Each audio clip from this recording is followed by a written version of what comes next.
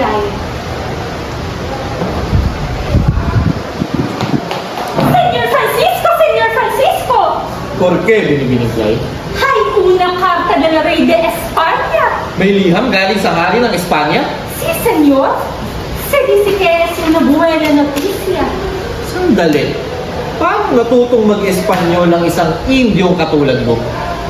Sa Google Translate, saka sa Duolingo. Kagagaling ko lang kasi, senyor, sa libro ng Noli Me Tangere. Kasi kahanto pa din si Ginoong Fidel. Tapos, kausap ko rin doon kanina si Ginoong Ibarra saka si Maria Clara. Kasi senyor, hindi na ako makabalik-balik sa librong yun. Kasi tapos na ang mission ko doon. Hindi ko maintindihan ang iyong sinasambit, binibining Clyde. Tila ba ikaw ay wala na sa katinuan? Basta senyor, buksan mo na lang po iyang diha. Isa raw yan magandang balita. Uy. Ano ito? Lesson plan? Oo, senyor, yung nga kong bayaran. Ba't po kayo magagalit sa akin? At ano ito? Project-based learning approach? Oh, si senyor, iyan daw po yung makabagong pamamaraan ng pagtuturo kung saan yung guro nagbibigay ng isang tanong o problema at kailangan iyong bigyan ng solusyon ng mga estudyante para bang yung leksyon kinokonekta nila sa totoong nangyayari sa paligid nila. Mas epektibo raw kasi senyor kapag ganung paraan ng pagtuturo. At paano mo naman nalaman ang mga bagay na ito? Siyempre, senyor, tinuro sa amin yan ng kolehiyo ni Mang Bunyi. At saka ako yung gumawa nun. Ano ka mo? Senyor, nabasa ko yun sa mga pahayagan kanina. Mahilig din palang magbasa ang isang Indyong katulad mo. Nakapatuloy.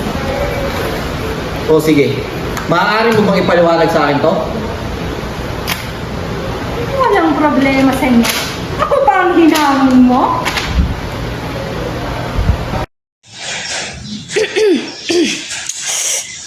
Diyos ko, ba't naman kasi ako nag-time travel sa panahong ito? Ayan tuloy, napag-report ako ng wala sa oras. Pero ganito kasi yan, Senyor Francisco.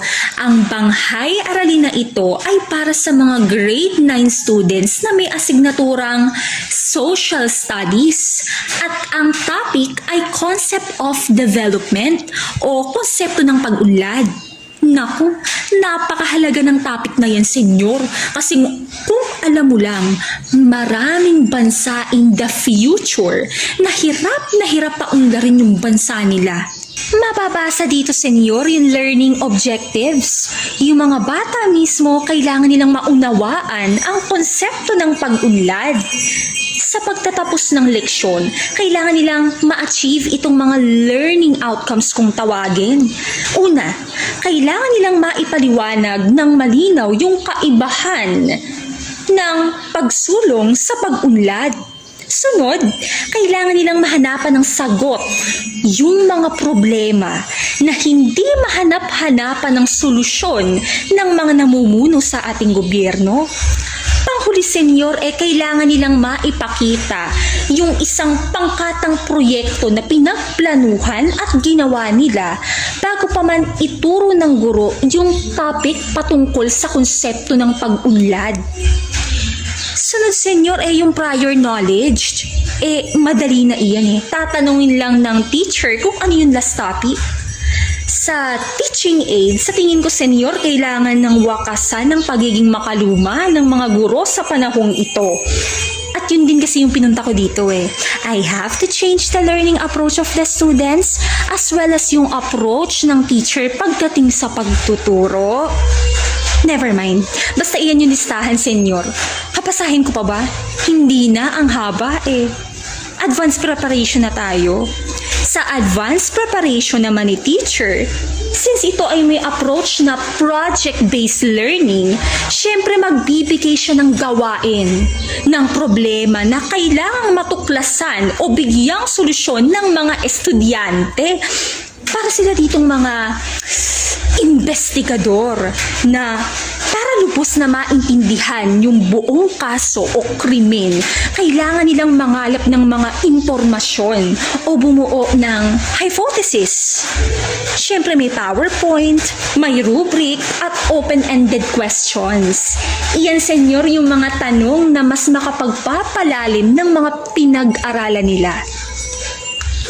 Itong banghay-aralin nga na ito, senyor, na may project-based learning approach, maraming kakayahang mahuhubog daw dito sa mga estudyante, gaya ng critical at creative thinking skills. Nababasa ko nga dito, senyor, unang-una, makakapukaw daw to ng interes sa mga estudyante pagdating sa pag-aaral ng konsepto ng pag-unlad. Pangalawa, matututo daw dito ang batang magrason o magdepensa ng sagot. Pangatlo, maipapaunawa o maipapaliwanag nila yung kanilang mga ideya sa kanilang mga kamag-aral. Pang-apat, maaanalisa nila yung mga problemang nangyayari sa paligid nila. Kumbaga pa dito, senyor, naiko-connecta nila sa outside world, ganun. Hindi sila nakakahon sa isang lugar. Dito, makikita nila na yung pinag-aaralan nila na topic nararanasan nila mismo sa lipunan nila. And last but not the least, senyor, dito sa last bullet na to, reflecting from experience. Sabi nga ho, senyor, ng kilala kong psychologist at American philosopher na si John Dewey, ang bata natututo sa mga bagay-bagay kung ito ay kanyang nararanasan. Learning by doing. Ibig sabihin lang yan, senyor. Mas longer ang knowledge retention, mas deeper ang comprehension kapag kinamitan natin ito ng project-based learning approach. Ito na nga, senyor. Itong banghay-aralin na ito ay merong 5 phases o 5 yugto. Sa phase 1, basta dyan ipapakilala yung bagong leksyon sa araw na iyon. Sa phase 2, daloy na ito ng talakayan. Kailangan magkaroon dyan ng debate kasi dyan dapat makikita yung galing ng bata sa pag-iisip at pagrarason. Sa phase 3, diyan na, senyor, ipepresenta yung proyekto ng mga bata. Sa phase 4, dito na yung sinabi ko kanina na open-ended questions. Dito mas palalalimin yung aralin. More on student-centered tayo dito. Less ang talk ni teacher mo. Mas marami yung pagkakataon dito na yung bata yung puro nagsasalita. And sa phase 5, dito na, senyor, magninilay-nilay yung mga estudyante. Matutuklasan nila na talagang connected yung topic sa real world. O, diba? Perfect. Iyan na, senyor. Iyan na, Senyor Francisco, ang nilalaman ng banghay-aralin na ito. Excelente! Bravo! Ibig sabihin ba ng senyor? Maipapatupad na ito sa eskwelahang ito, senyor. Oo naman, aayusin ko din to ngayong araw. Salamat, senyor. Simula na ng aking misyon.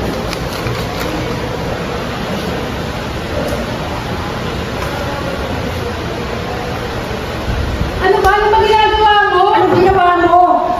Pulutin mo. Ayoko. Pulutin mo. Ayoko. Pulutin mo. Todos ustedes cambiantes. Magsialis kayo ng upo. Nagdadabog ka ba, Lavinia? Di ba, Miss Minching? Si Sarah po kasi. Bakit ako? Ayusin mo yung bumukod ang buka-buka ka. Pasensya na po, si Minching. Ngayon, maglabas kayo ng inyong kwaderno at kopyahin nyo ang isusulat ko sa pizarra. Naiintindihan ba? Naintindihan ko, ma'am.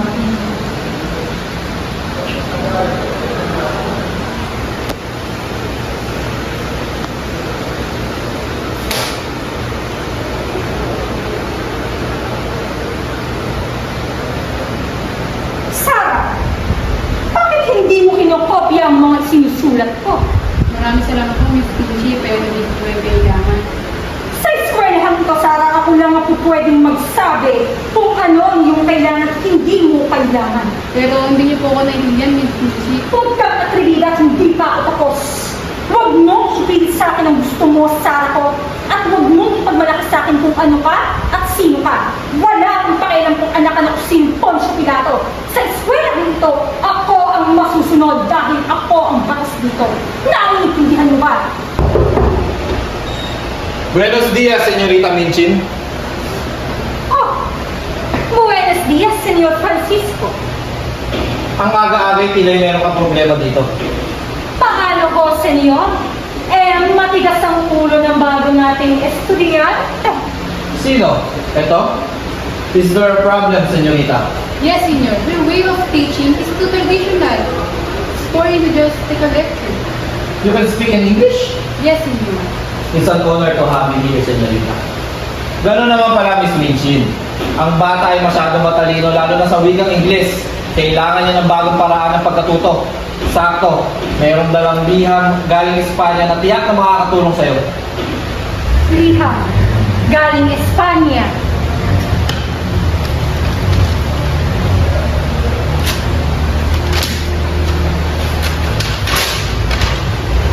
Banghay aralin. May ipapatupad mo ba ito sa susunod na araw, Senyorita Minchin? Es facile. Madali lang ito, Senyor Francisco. Akin itong ipapatupad at gagawin upang ituro muli ang leksyong ito. Iyan ang gusto ko sa iyo, Senyorita Minchin. Likas ang iyong talino. Ganun pa man, paalam na muna. Adios, Senyorita Minchin. Adios, Senyora. Muchas gracias.